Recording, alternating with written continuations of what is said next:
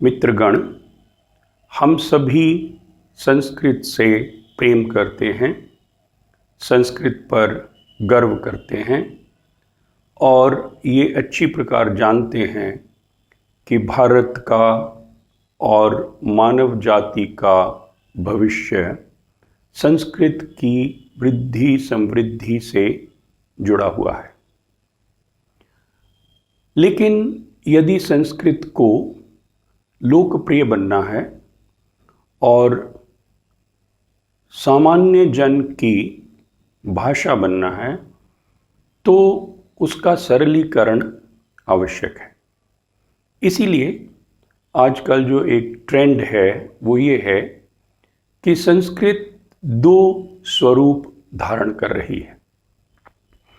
एक है क्लासिकल संस्कृत, जो बिल्कुल वैसी की वैसी सीखी जाती है, पढ़ाई जाती है और माध्यम के तौर पर प्रयोग की जाती है, जैसे कि वह सदियों सदियों से रही है।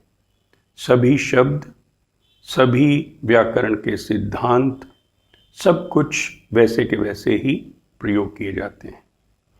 लेकिन जो लोग इस प्रकार की संस्कृत सीख सकते हैं, मास्टर कर सकते हैं, प्रयोग कर सकते हैं, उनकी संख्या थोड़ी सीमित हो जाती है, क्योंकि संस्कृत बहुत जटिल और बहुत रिच लैंग्वेज है और उसको मास्टर करने के लिए बहुत सा समय और बहुत मेंटल रिसोर्सेज की आवश्यकता पड़ती है, जो कि जनसाधारण नहीं दे पाता है।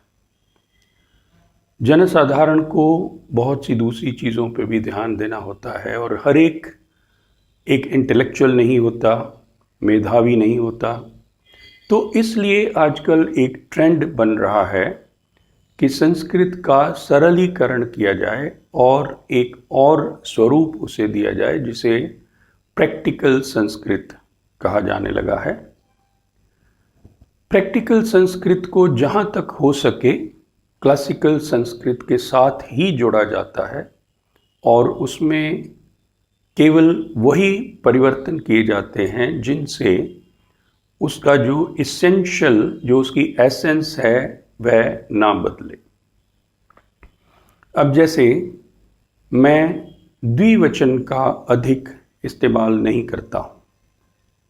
जब संस्कृत बनी, बढ़ी, फैली, उस समय शायद 1-to-1 रिलेशनशिप बहुत ज़्यादा रहा होगा, जैसे शिष्य और गुरु, पति पत्नी, बेटा बाप वगैरह वगैरह। इसलिए क्योंकि हमारे समाज में शायद 1-to-1 कम्युनिकेशन बहुत ज़्यादा रही होगी, इसलिए द्विवचन संस्कृत का भाग बना, जो कि दूसरी भाषाओं में नहीं पाया जाता है। लेकिन आज स्थितियां बदल गई हैं। आज के ज़माने में हम 1-to-many कम्युनिकेशन करते हैं, इसलिए द्विवचन को सरलीकृत संस्कृत में इस्तेमाल करना उतना आवश्यक नहीं रहा है, सिवाय इसके कि अगर हम कहें कि नहीं, हम तो बिल्कुल लकीर के फ़कीर हैं, हम तो वही करेंगे जो कुछ सदियों सदियों से चलता आया है। और जो लोग लकीर के फ़कीर होते हैं वो कभी जीवन में आगे नहीं बढ़ पाते हैं। तो क्लासिकल संस्कृत में द्विवचन रहे, लेकिन जो प्रैक्टिकल संस्कृत है उसमें द्विवचन की आवश्यकता नहीं है। जैसे मान लीजिए, द्वौ पुरुषौ गच्छतः, इसको अगर द्वौ पुरुषाः गच्छन्ति ऐसे बोल दिया जाए तो उसमें मीनिंग भी स्पष्ट होता है और कोई ऐसा बहुत बड़ा नुकसान इससे नहीं होता है। तो मैं अपनी भाषा में अधिकांश द्विवचन का प्रयोग करने की बजाय बहुवचन के तौर पे इस्तेमाल करता हूँ। तो यही मैं अपने स्टूडेंट्स को भी सिखाता हूँ, सिखाना चाहता हूँ। इसी प्रकार कुछ ऐसे व्याकरण के एलिमेंट्स हैं, ग्रामेटिकल एलिमेंट्स हैं, जिनको हल्का सा अगर बदल दिया जाए तो उन्हें एक ऐसे पैटर्न में फिट किया जा सकता है कि बहुत सी मेमोरी सेव करी जा सके। क्योंकि हमें वही मेमोरी दूसरी चीज़ों के लिए भी आवश्यक है, साइंस पढ़ने के लिए, मैथमेटिक्स पढ़ने के लिए, कंप्यूटर साइंस पढ़ने के लिए, दूसरी चीज़ों के लिए। तो अगर हम संस्कृत सीखने में और संस्कृत को इस्तेमाल करने में थोड़ी सी मेमोरी सेव कर लेते हैं तो उसे हम दूसरी जगह इस्तेमाल कर सकते हैं, और जो सीख रहा है, नया नया सीख रहा है, उसके लिए भी आसानी हो जाती है। क्योंकि अगर आप उसके सिर पे बहुत सी चीज़ें डाल दो कि ये चीज़ ऐसे होगी, ये चीज़ ऐसे होगी, ये चीज़ ऐसे होगी, तो उसके लिए मुश्किल हो जाता है। क्योंकि एज इट इज़ संस्कृत में विभक्तियाँ और लिंग और उनके अलग अलग रूप सब मिलकर बाकी भाषाओं के मुकाबले में थोड़ी जटिलता अधिक है। लेकिन उस जटिलता को हमें इस हद तक भी नहीं बदलना है कि संस्कृत की सुंदरता खत्म हो जाए। तो जैसे अब क्या है, मान लीजिए जैसे शब्द है याचते। अब याचते अगर आप बोलते हैं तो उसकी जो अलग अलग उसके रूप हैं वो अलग से याद करने पड़ेंगे। अगर हम याचते की बजाय याचती कर देते हैं तो वो एक कॉमन पैटर्न में फिट हो जाएगा, याचती, याचंती, याचसी वगैरह वगैरह। तो इसलिए उसको याचते रखना किस हद तक सही है ये हमें सोचना होगा।